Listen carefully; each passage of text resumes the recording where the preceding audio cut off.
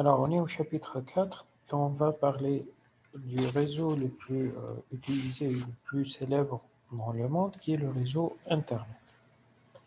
Alors, Internet, comme son nom l'indique, c'est un réseau gigantesque. On l'appelle aussi le réseau des réseaux.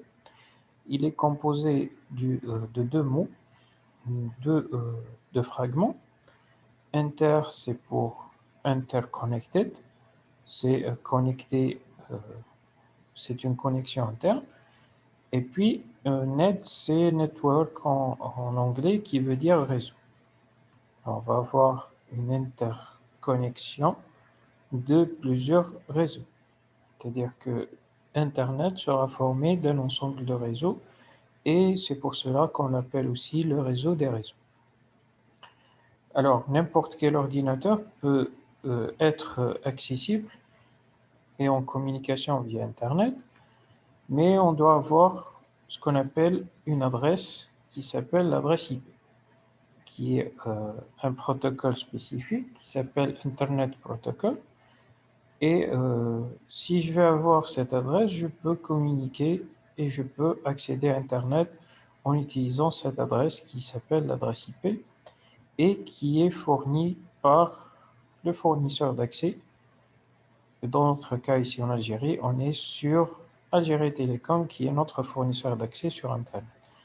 C'est-à-dire quoi fournisseur d'accès? C'est-à-dire c'est le lien entre nous et le réseau mondial qui est le réseau Internet.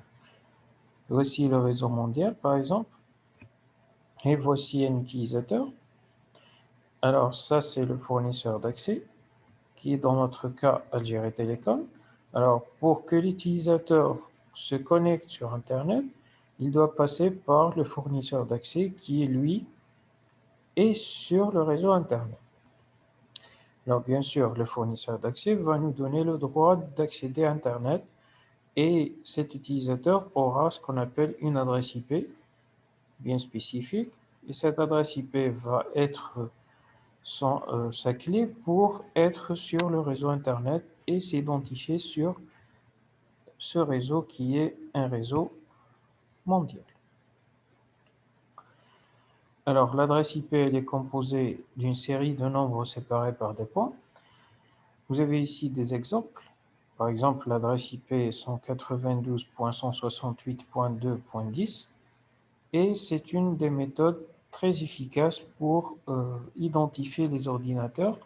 Actuellement, on est dans la version 4 de ces adresses IP, mais bientôt on va arriver sur des adresses de version 6. Vous pouvez faire des recherches sur cela et aller plus loin dans les adresses IP. Ça concerne ceux qui sont spécialistes en matière de réseau. Et là, vous avez deux façons de faire les adresses IP. Mais ce qu'il faut retenir, c'est que l'adresse IP est un moyen d'identification pour un ordinateur spécifique. Alors, elle est composée de plusieurs compartiments, en réalité 4, et ces 4 compartiments sont constitués de codes décimaux. C'est-à-dire que je vais avoir des codes décimales de 0 jusqu'à 9 pour chaque environnement. J'ai le 1 ici, le 9, le 2, et ainsi de suite. Je peux aller jusqu'à 4 chiffres par rapport à ce compartiment. Alors, pour avoir aussi accès à Internet, on aura besoin d'un nom du domaine. Par exemple, le nom du domaine qui est www.google.com. Alors, chaque nom du domaine, on lui associe une adresse IP. Parce que, comme on va voir par la suite, on va voir une relation qui s'appelle la relation client-serveur. Vous avez un client et un serveur. Le serveur possède une adresse IP et le client, lui aussi, possède une adresse IP. Et tous deux, ils vont échanger de l'information sur Internet, soit en utilisant le nom du domaine, soit en utilisant les adresses IP. Alors, si vous allez taper dans l'URL dans votre navigateur www.google.com ou taper cette adresse mail, taper cette adresse IP, pardon, vous allez avoir le même résultat. Parce qu'il y a un protocole qui va lier l'adresse IP au nom. vous avez une adresse IP qui est reliée avec le nom. Et ce protocole s'appelle le protocole DNS. On va le voir par la suite. C'est Domain Name Service qui va faire un tableau de cette manière-là. Et chaque nom, on va avoir l'adresse IP correspondante. Pourquoi? Pour la simple raison que les utilisateurs qui sont des êtres humains ont tendance à retenir les noms plutôt que les chiffres ou les combinaisons. Alors, tous les utilisateurs connaissent google.com.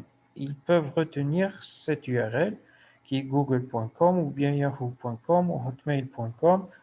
Ils peuvent le retenir d'une façon très aisée. Mais si je vais dire que, tiens, toutes les adresses ou Google, pour accéder à Google, on doit retenir par exemple 173.194.121.32, ce sera très difficile pour nous les utilisateurs, pour nous les êtres humains, parce qu'on a tendance à retenir ça plutôt que ça. Et alors, pour faciliter cette chose, on aura un protocole qui va nous faire la correspondance non adressible. Parce que réellement, dans le réseau Internet, cette URL sera traduite avec l'adresse IP. Et comme on a dit dans les chapitres précédents, les machines ne connaissent pas les noms ou le langage courant qu'on est en train d'utiliser, mais ils connaissent des codes bien spécifiques et ils auront à travailler avec des codes. Si je vais taper google.com, pour la machine, elle ne va pas comprendre google.com, mais elle va comprendre ça. Elle va comprendre 173,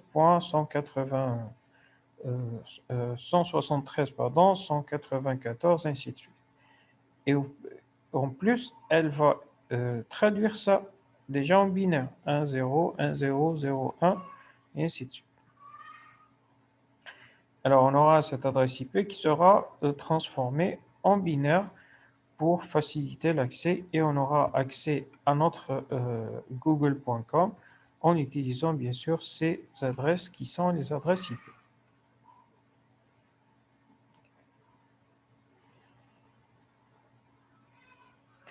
Alors, si on va parler d'Internet, Internet, c'est un grand réseau. Mais réellement, qu'est-ce qu'on est en train d'utiliser, nous, comme utilisateurs? On est en train d'utiliser le web et non pas Internet.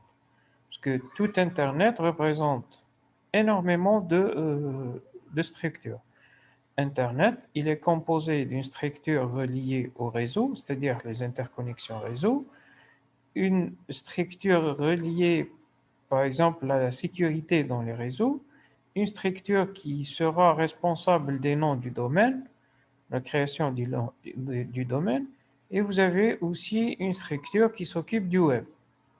Et le web, c'est ce qu'on est en train d'utiliser, nous, les êtres humains, et on a tendance à dire que pour nous, les utilisateurs, Internet se résume sur le web. Mais réellement, Internet, c'est toute une interconnexion entre énormément de structures qui vont nous former ce réseau, ce grand réseau qui est le réseau des réseaux. Alors, concernant le web, il va se diviser en trois parties. On aura la surface du web, qui est utilisée, qui constitue 4% du web. On aura le deep web, qui constitue 90% du web, et on aura le dark web qui constitue 4% du web. Alors, ça veut dire quoi ces couches? La surface web ou la surface de ce web, c'est ce qu'on utilise où tous les utilisateurs pratiquement utilisent la surface web. C'est-à-dire 95% des utilisateurs vont utiliser la surface du web, c'est-à-dire les sites qui sont comme Google par exemple, comme Wikipédia, comme Yahoo, comme Hotmail, tous les sites qui sont gratuits, qu'on va les utiliser d'une façon très normale, comme tous les utilisateurs. Si on va descendre, à chaque fois qu'on va descendre, bien sûr, le degré ou le risque va augmenter. le risque en matière de sécurité sur l'utilisateur va augmenter. Alors, si je suis sur le Deep Web, par exemple, et sur le Deep Web, qu'est-ce que je vais avoir? Je vais avoir d'autres informations, comme par exemple les, euh, les documents de transmission légale. Je vais avoir par exemple des rapports des organisations, je vais avoir des transactions, par exemple des gouvernements. Et là, ce sont des informations un peu critiques par rapport au web général ou à la surface du web. Et là, vous avez 90% des transactions qui vont se faire sur cette partie du web et on va avoir des choses qui vont augmenter en matière de risque, c'est-à-dire le risque ici va augmenter en matière de sécurité. Alors, enfin, vous avez le dernier niveau en matière de web qui est le dark web. Et là, vous avez tout ce qui est illégal qui sera sur ce dark web. Avec le dark web, on va avoir des sites qui sont très dangereux. On va avoir tout ce qui est en matière de trafic, tout ce qui est vente illégale, tout ce qui est, par exemple, des contrefaçons, des contrebandes, et ainsi de suite, en matière de ce dark web. C'est-à-dire que c'est très dangereux d'utiliser le dark web. Alors, bien sûr, pour accéder au deep web et au dark web, on aura des techniques et des navigateurs spécifiques pour faire accès à ces deux-là. Mais nous, les utilisateurs, on a l'habitude d'utiliser le web surface ou la surface du web avec les navigateurs que vous connaissez comme Firefox, comme Chrome et ainsi de suite.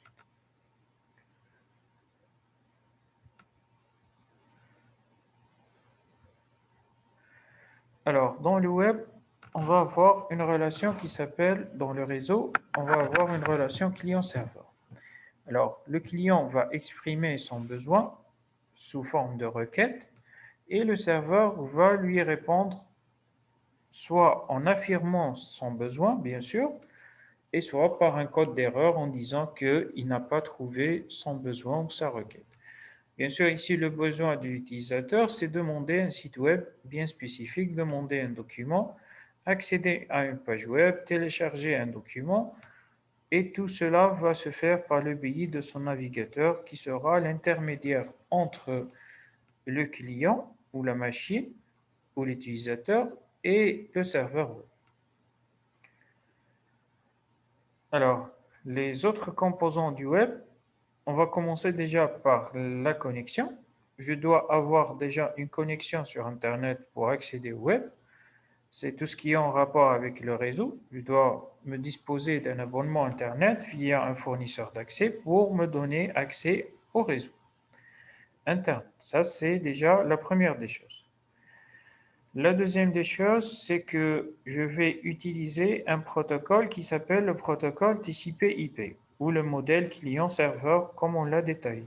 Vous avez un client qui va exprimer un besoin et ce besoin sera exprimé à travers un logiciel qui s'appelle le navigateur web et le serveur va nous répondre à ce besoin, soit en affirmant le besoin, c'est-à-dire en délivrant à l'utilisateur son souhait sous forme de page web, sous forme de document, sous forme de téléchargement ou autre, ou bien il va répondre avec un code d'erreur en disant que ce que tu souhaites avoir n'existe pas sur Internet, ou bien il a été supprimé, ou tu as une erreur de formulation d'une requête.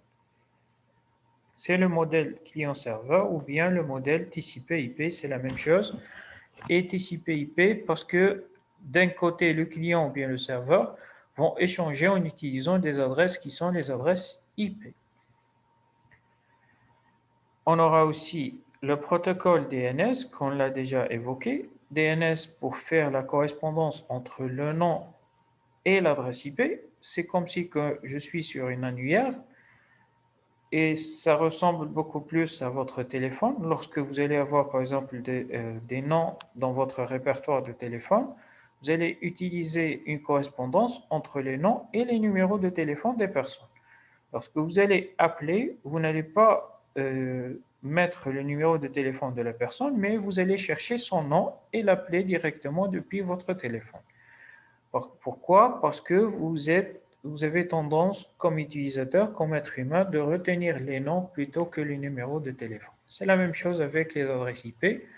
Vous avez un protocole spécifique qui est le protocole DNS qui va nous faire cette correspondance entre les adresses IP et les noms des machines ou les noms du domaine, comme vous.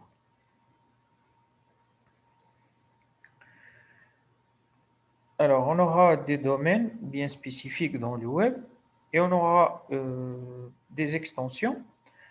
On aura des sites avec des extensions. Cela, on l'appelle, ou ces sites sont appelés les sites ou le nom du domaine. Ça, c'est le nom du domaine, point d'extension. Ça, c'est le protocole utilisé pour Internet qui s'appelle le protocole HTTP. Et on aura énormément de domaines. Vous avez le .com, le .edu, le .gov, le .mil, le par exemple .org, le .net, et chacun a sa signification. Le .com, on est sur une organisation commerciale. Le EDU, c'est une organisation éducative, comme par exemple les universités et les écoles. Le .gov, c'est tout ce qui est en rapport avec les organisations gouvernementales, non militaires, bien sûr. Le .mil, MIL, c'est tout ce qui est en rapport avec le militaire ou l'armée. Le .org, c'est d'autres organisations, hors que le gov ou le mil. Et le .net, c'est un service réseau avec des networks. Vous avez un groupe, par exemple, qui est sous forme d'un ensemble de sociétés qui va former un groupe qui va avoir un site .net. Vous avez aussi des extensions par rapport au pays. Vous avez par exemple le .dz pour l'Algérie, vous avez le .fr pour la France, vous avez le .it pour l'Italie, vous avez le .us pour les États-Unis, et ainsi de suite.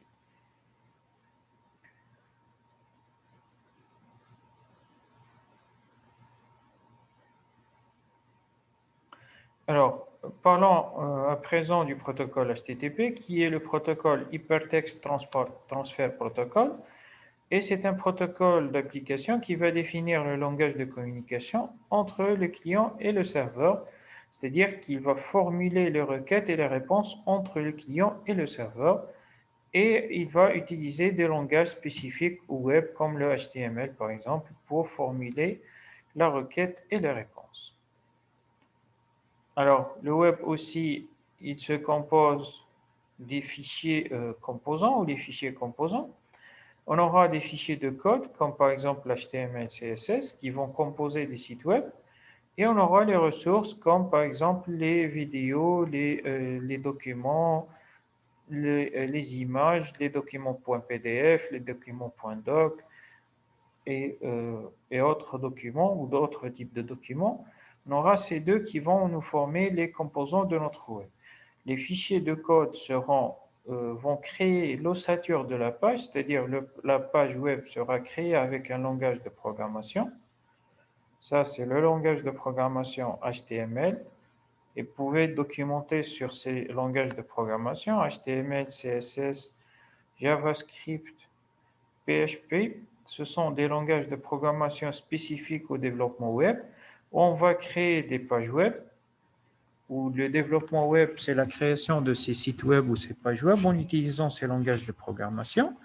Et vous avez aussi le contenu qui est dans les pages web, comme par exemple les documents PDF, les images, les vidéos, et ainsi de suite.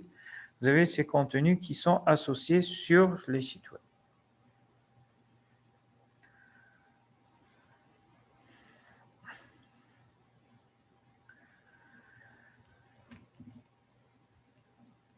Alors, voici comment le serveur DNS ou le protocole DNS va travailler. Vous avez par exemple une adresse IP spécifique d'une d'une adresse, par exemple d'un URL, on l'appelle on l'appelle l'URL. URL, c'est en anglais, c'est Uniform Resource Localizator.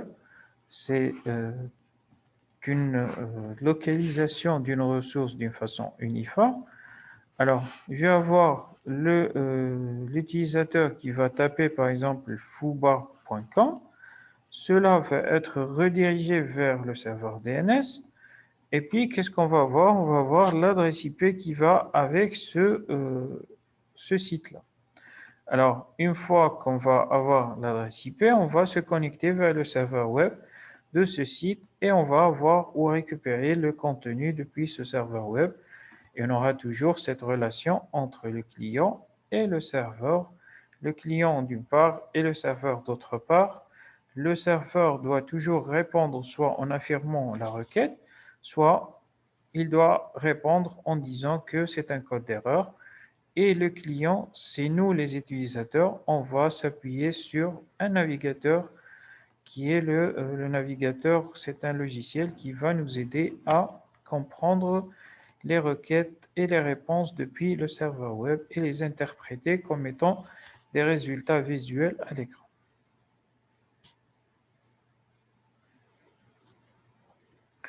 Alors voici quelques schémas qui illustrent les sites web. Ou bien sûr, un site web, il est composé d'un ensemble de pages et on va basculer d'une page vers une autre en utilisant des liens. C'est à chaque fois que je vais cliquer sur un lien, je serai redirigé vers une page spécifique. Et bien sûr, l'utilisateur aura toujours des buts derrière la tête lorsqu'il va naviguer sur Internet.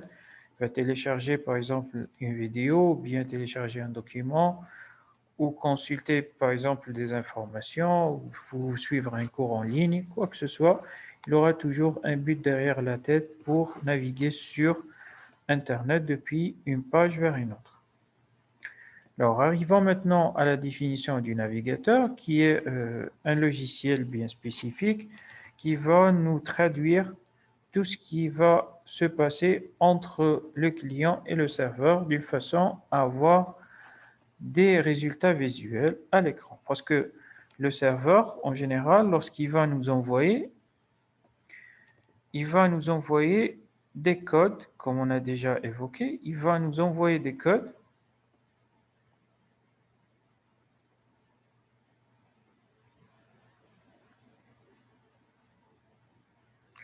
Alors, le serveur, lorsqu'il va nous envoyer, il va envoyer des codes sous la forme suivante. Vous avez le client et vous avez le serveur.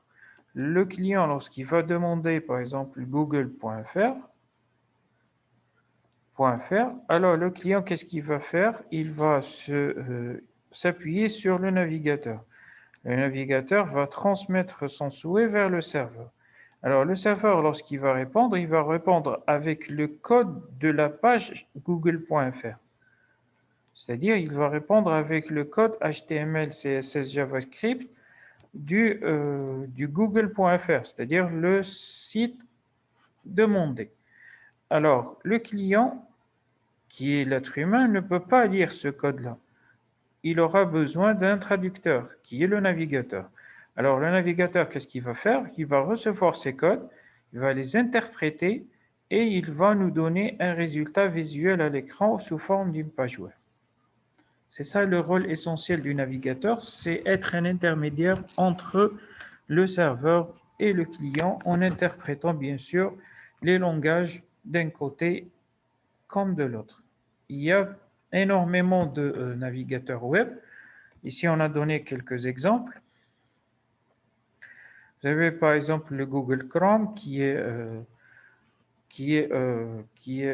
instauré ou bien qui est utilisé, qui a été inventé par Google. Vous avez Firefox, vous avez Microsoft Edge, précédemment appelé Internet Explorer, qui a été inventé par Microsoft. Vous avez le logiciel ou le navigateur Safari, vous avez aussi Opera. Ce sont des exemples qui sont les plus utilisés, mais on va avoir énormément de navigateurs qui sont sur le web. Vous pouvez les consulter, mais les plus connus et les plus utilisés sont ces 5-là.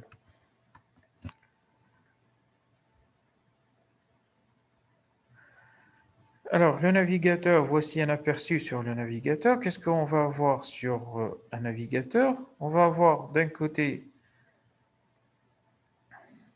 des boutons de navigation, par exemple, aller vers la page suivante ou aller vers la page précédente. On va avoir une barre qui s'appelle la barre d'adresse, et là, on va taper les adresses qu'on les a appelées les URL, qui auront toujours la forme suivante. 3W en faisant référence à la société qui va gérer Internet, c'est World Wide Web, ou la W3C, c'est la société qui gère Internet, qui gère le web, pardon, parce que on a dit Internet est composé de plusieurs sociétés. Celle qui va gérer le web, c'est la W3C, c'est World Wide Web Consortium, c'est elle qui va gérer le web. Alors, on aura les 3 W suivi du nom du domaine qui sera un nom du domaine unique. C'est-à-dire quoi unique? On n'aura pas deux noms du domaine qui sont les mêmes dans le web.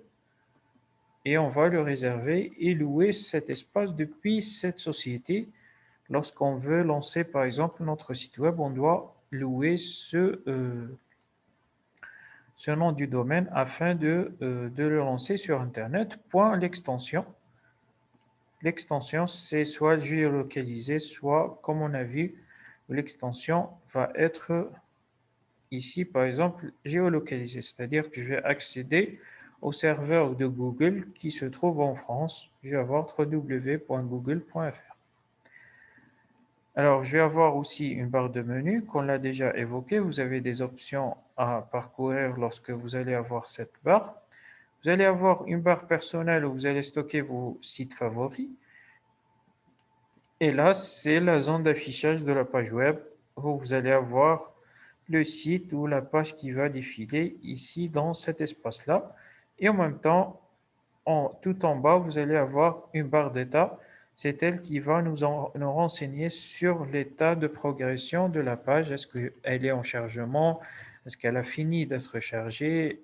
Quel est le pourcentage du chargement? Et ainsi de suite.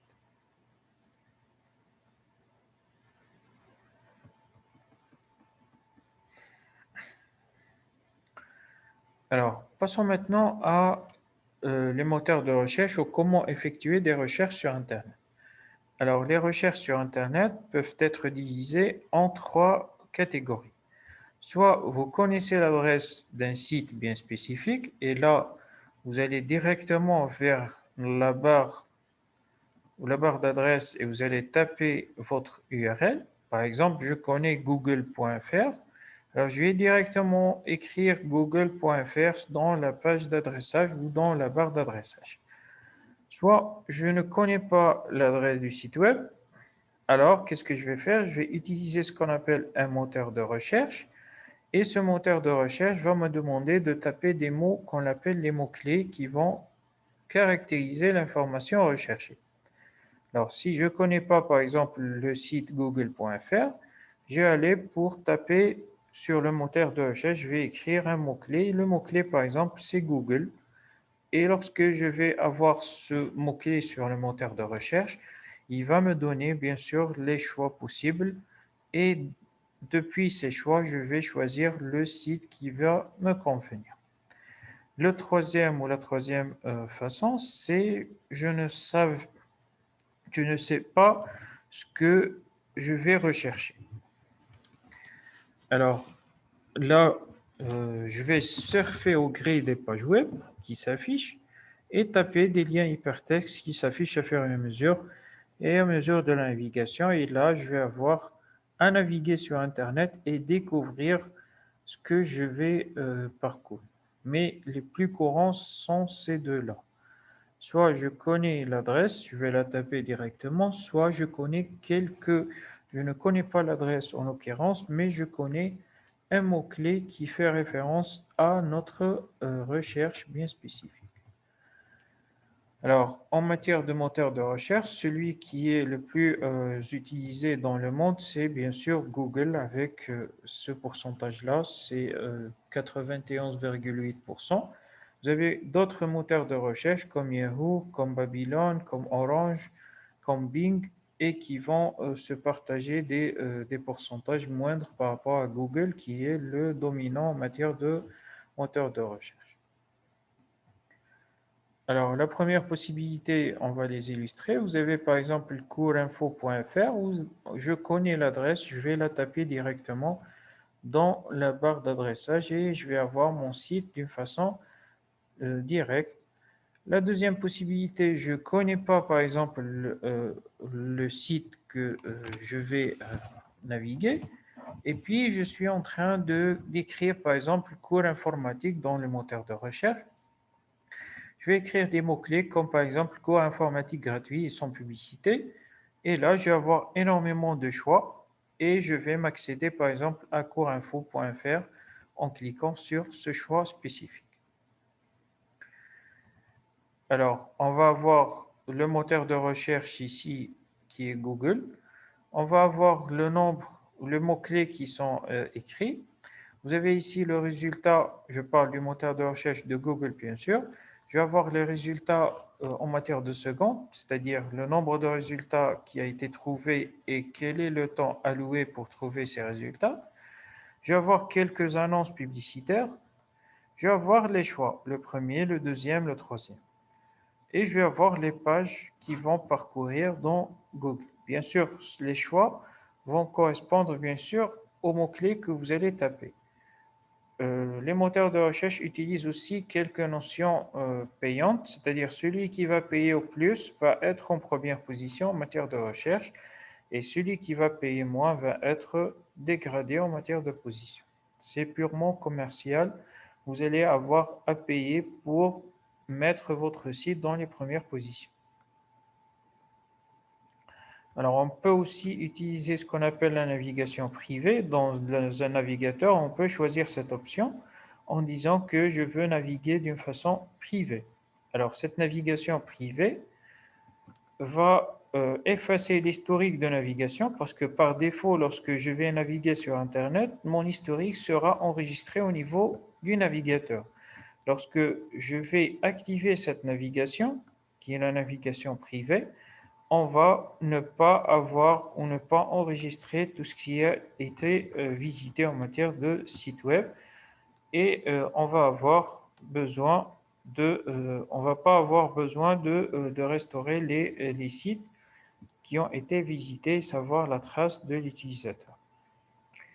Alors, on aura aussi des suggestions de recherche lorsqu'on va utiliser les moteurs de recherche. Ce sont des choses qui vont aider l'utilisateur à compléter sa recherche, vont guider l'utilisateur à écrire. Lorsque vous allez taper, par exemple, une lettre ou deux, le moteur de recherche essaye de deviner ce que tu es en train de rechercher. Et ça, en matière d'informatique, on l'appelle la sémantique web. Ou la sémantique web, c'est essayer de deviner ce que l'utilisateur est en train d'écrire afin de faire, de satisfaire bien sûr son besoin avec rapidité et aider l'utilisateur à avoir sa recherche dans les plus brefs délais.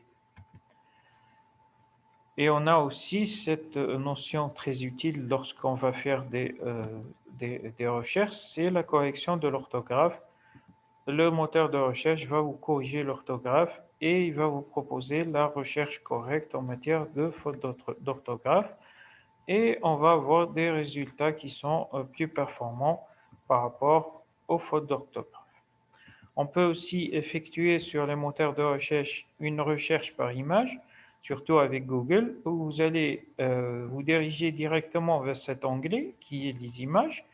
Et une fois que vous êtes sur cette image, vous allez taper, par exemple, le mot-clé toujours. Et comme ici, le mot-clé c'est chat. Et vous allez avoir toutes les images par rapport au chat. Et là, on a limité notre recherche par rapport aux images uniquement et non pas, par exemple, aux documents ou bien aux vidéos, parce que avec le web général, vous allez avoir tous les résultats possibles, mais lorsque je vais aller sur l'onglet images, je vais me limiter ou je vais avoir le résultat uniquement des chats. Alors, voici quelques opérations que vous pouvez par la suite utiliser, comme par exemple avoir la recherche, dans les recherches par exemple, vous allez avoir votre recherche entre deux guillemets, c'est pour chercher par exemple la phrase telle quelle, sans modification. Si vous allez faire par exemple des étoiles, c'est pour chercher des mots-clés avec la même racine. Si vous allez faire par exemple inférieur ou égal ou supérieur ou égal ou slash ou quoi que ce soit, vous allez faire une recherche en précisant bien sûr une période chronologique spécifique. Par exemple, je cherche une histoire par rapport au le réchauffement climatique, par exemple, entre 1950 et 1957. Vous avez aussi des opérateurs et ou plus ou et and, c'est par rapport ou permettre de mettre en relation deux mots, de combiner par exemple deux mots. Vous avez par exemple chômage plus France, et là on va faire une combinaison entre deux mots-clés à la fois. Vous avez aussi d'autres opérations, vous pouvez les lire par la suite. Je vais terminer par doc, par exemple PDF, PPT. Et là, vous allez spécifier le type du document utilisé. Par exemple, je vais rechercher cours informatique PDF. Et là, le moteur de recherche va me donner uniquement les cours qui sont en PDF pour les télécharger. Ça, c'est l'exemple. Alors, on va terminer ce chapitre par cette, cette notion qui est la validation de l'information. Et grâce à Internet, tout le monde peut chercher, mais aussi mettre en ligne des informations. Je peux faire l'opération du téléchargement comme je peux aussi mettre du contenu sur Internet. Et on peut valider la ressource en vérifiant l'un des quatre points suivants. Qui est l'auteur? Est-ce que c'est un particulier? Est-ce que c'est un professionnel? Est-ce que c'est un organisme? Quel est l'objectif du site que je vais mettre sur Internet ou l'objectif du contenu? Ou quel est le type de ce site et comment est présenté le contenu? C'est-à-dire que avant de mettre un site ou un contenu sur Internet, il sera soumis à un examen de validation de l'information sur Internet. Et une fois passé ce test de validation, vous avez votre contenu qui sera accepté sur Internet et tout le monde va le consulter par la suite. Alors, on arrive à terme de ce chapitre. On a vu tout ce qui est en rapport avec Internet et on a dit qu'Internet est un réseau très gigantesque, un réseau mondial qui sert à faire des interconnexions entre plusieurs réseaux. Il se compose, il est basé sur le principe du modèle client-serveur. Vous avez des serveurs web et des clients qui vont demander un besoin depuis ces serveurs. Alors, les clients vont s'appuyer sur des navigateurs qui sont des logiciels qui vont faire de l'interprétation ou vont jouer le rôle d'intermédiaire entre le client et le serveur. Et puis, vous avez aussi les moteurs de recherche qui vont aider les utilisateurs à effectuer des recherches bien spécifiques en spécifiant juste le mot-clé ou bien en donnant, par exemple, un mot-clé pour rechercher des images bien spécifiques. Enfin, on peut aussi enrichir Internet en mettant en ligne des contenus, mais à condition d'avoir subi des tests qui sont appelés les tests de validation de l'information afin que le contenu soit conforme et il va être mis convenablement sur Internet.